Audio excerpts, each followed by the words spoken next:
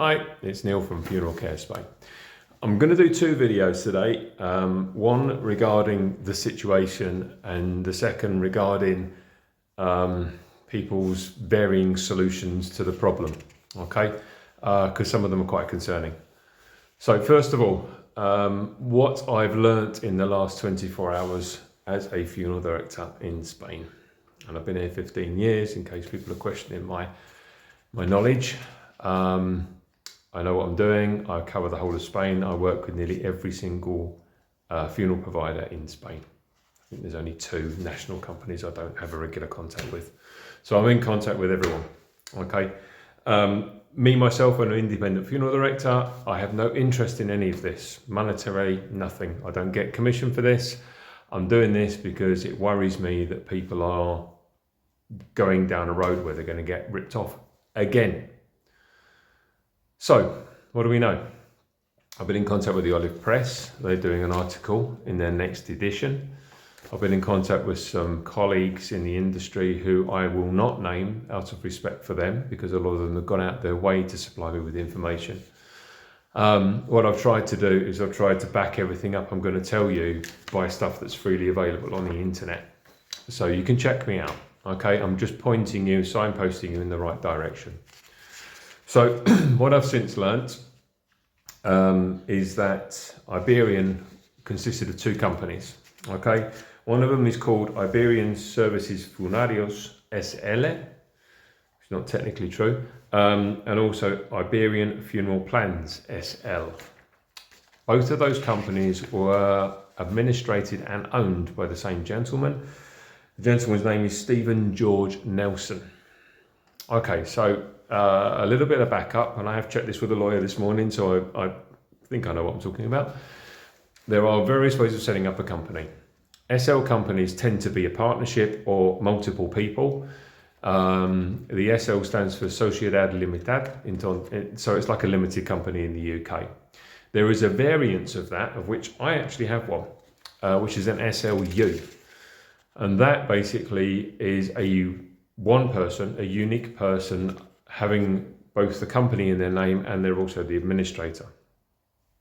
And this is what you've got here. Okay, so the company was formed in 2011. This is all freely available on the interweb. You can just Google this. So I'm just telling you, in case you're not access and your Spanish isn't great, then I'm just giving you the facts. Company was formed in 2011 with a capital of 3,006 euros, which is normal. That's how you get onto the mercantile register in Spain. The head office was in Iberian Grande, which I think everyone in Iberian Grande and everyone else knows has been closed for quite some time. And it was opened as a funeral directors and related activities. Okay, so technically set up not in an illegal way. What's happened is, I'm sorry to say, because I don't think this guy was particularly of malintent, he's passed away. And he passed away about a fortnight ago in Portugal, I believe. Because he's passed away, that company has gone, because he was the only administrator. He was the owner of it. So that company will have to be wrapped up unless it's already been done. That I can't tell you.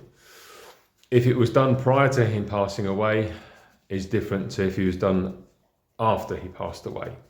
This is information I'm struggling to get hold of, but eventually through nonsense, I will. How does this affect you? Why have I told you all of this? Okay, so an SLU company has one person in charge of it. If that person dies, passes away, whatever it's going to be, then effectively that company is lost. The only possibility is if, first of all, that person was running the company known in a way by the administrator, the owner, that he was doing it in a fraudulent or illegal way. And secondarily, if anyone inheriting from his estate knew that it was done in a fraudulent or illegal way.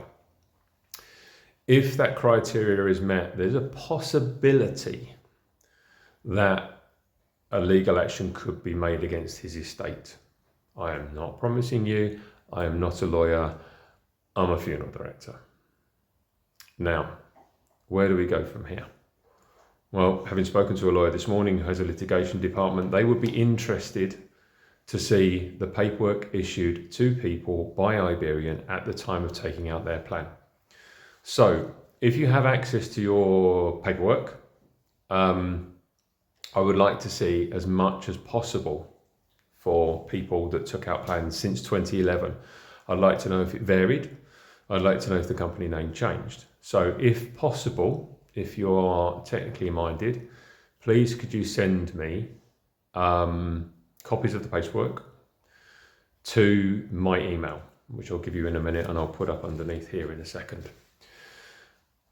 If you can do that, then I will pass it on to this gentleman who's going to help me for free.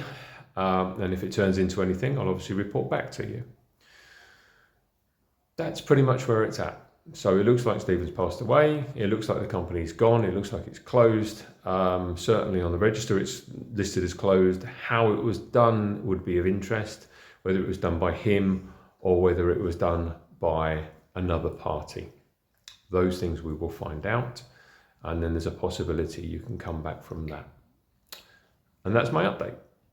There will be another video today explaining, as I said, the knee-jerk reactions of some of the people that are posting on Facebook and everything else. Please do not buy a funeral plan until this blows, not over, but until it's clear. Because if you do, it's a knee-jerk reaction. It's quite possibly you'll end up in the same situation again.